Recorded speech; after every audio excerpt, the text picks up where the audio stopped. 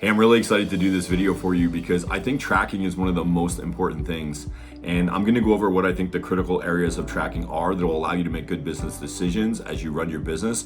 And I'm also gonna share the tool that I use to track all of these things in my business for over a decade. And this tool was like my go-to, like if I was stressed or worried about, where we were at in the year, like I always went to this tool and it would give me a lot of peace of mind because once the data was in there, I could see exactly where I was at. And when I ran my real estate coaching company for a number of years, I realized like a lot of these people don't have these basic tracking things that I would assume you would want to have in place. So take a look at the video and I'm going to share the tool with you as well. So stick around for that. All right, let's talk business tracking right now. Because ultimately, we can't talk business profitability if we're not talking business tracking. Because when we track these things, these are what's gonna lead to the profitability that we so desire and that we've been leading up to at this point. It's the 7 critical focus areas that I look for when I'm evaluating my business or anybody that I'm working with. And that is, what is the seasonality of your business? If you don't understand the seasonality of your business, you're not really gonna know if you're doing good or not. Because at any given point, you have a number, but you need to know how that number relates to the seasonality. Because if we just take our annual goal and we divide it into 4 quarters by 25%, that may not be a true reflection of your market, especially if you're one of my friends that are in an area like Michigan where they see great spikes throughout the year when it gets super cold in the winter versus when it gets nice and warm in the summer. So understanding your seasonality, and understanding your seasonality is quite simple. Just take all the business that you've done over the last 2 or 3 years, and if you have that data, break it down and see what was the average business that I did in the first quarter over the last 2 years averaged out, in the second quarter, third, fourth. If you don't have that data or you haven't been doing a good job of tracking up until this point, it's okay, don't worry. We can take your market and look in MLS and see what your local MLS reports. Chances are your team is gonna reflect a very close average to that MLS. And if you don't have the numbers to go on, that would be my recommendation to you. Second, we're gonna track our pending volume. Our pending volume is always an indicator of where we're gonna be 90 days out. And we always wanna look at, okay, how are we tracking on pending? Not just close volume, but pending. Are we tracking up or down? By tracking your pending volume, you're gonna be able to spot areas that need improvement. You're gonna be able to see problems coming before they're a disaster.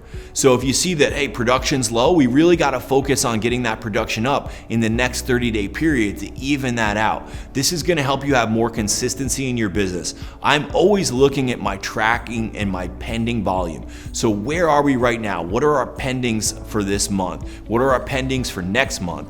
I wanna know what next month looks like before I get into next month's expenses. And then what's our closed volume?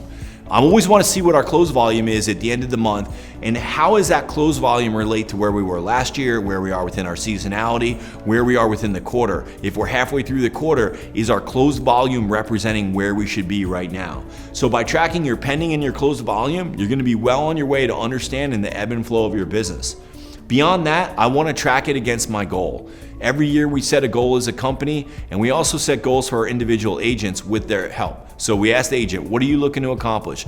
Okay, is that a realistic goal for that agent? We talked through that, yes or no, based on what you did last year, based on what you're trying to do, what is your stretch goal? We want to track those goals. You should know the goal of every one of your agents individually and the goal of your company and where everybody relates to that goal at any given time. Every single week we're reviewing our goal and how close we are to hitting that goal. Are we on track for where we are within the season, within the year, or are we not? Do we need to push extra hard, or are we a little bit ahead? And we'll track that. Total revenue, where are we at total revenue wise for the company? If that number begins to drop from where we think we should be or where we've been historically, we know a couple things are wrong. Either there's some commission challenges that we're experiencing, there's some different fees that aren't being collected, and we can make adjustments if we can watch it and get ahead of it instead of after it's already happened, there isn't much you can do about it. And then what about gross profit? So this is the profit number or percentage that you are after cost of sales. And I like to see that number between 60 and 70%. And the way that you're gonna have a range like that and the way that you're gonna repair that range, so let's say that you're tracking on the lower side and you wanna be at 65% and you're tracking at 60. The way that you're gonna get to 70 or 65 quicker is to focus on your ratio of listings to buyers. If you follow my recipe for compensation and how we pay out, the more listings that you have, the higher your gross profit's gonna be because of the way we pay out on those and the way that we create leverage within the listing side. If you're falling below your goal of gross profit, then it's probably because you're a little bit heavier on the buyer side of your transactions in your business.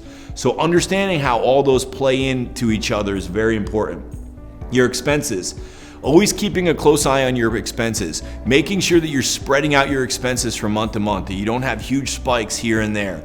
Making sure that your expenses are in line with where you are as it relates to gross profit and revenue. Then it's your net profit. So what is that percentage target? I talked about this earlier. This is the number one thing I want to see when I get my profit and losses. Where are we as a net profit percentage? That means after I've paid my agents, after I've paid all my expenses, where am I as a net profit? This will be the number that you're gonna pay taxes on. And I like to see that number at 25% as a percentage of your total revenue. So if your total revenue is $1 million, that would be $250,000 or 25% in your net profit.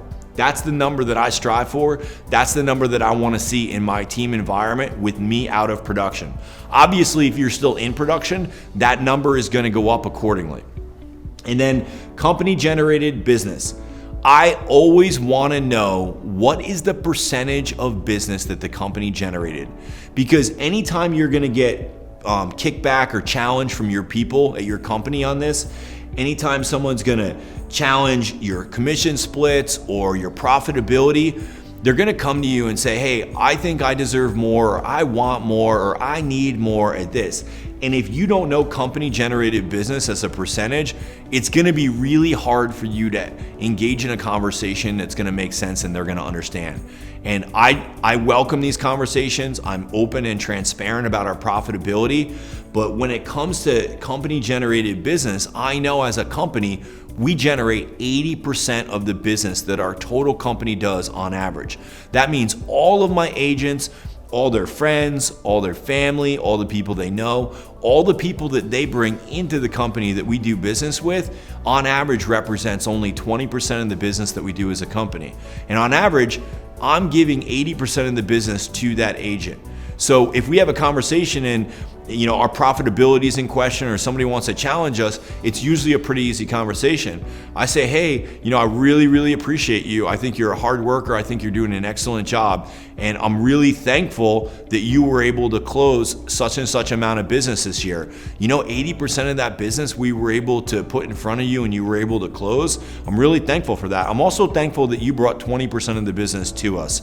I think this relationship's really working out. You're bringing in business. I'm bringing in business. You're keeping about 50%. I'm giving you 80% of it. I think I'm happy with it. Are you? And that typically changes the conversation, because what naturally happens is our agents are out there working hard and they bring in a couple deals, and in their mind, they're doing a lot. They're bringing a lot because they forget about this unless you bring it to their attention.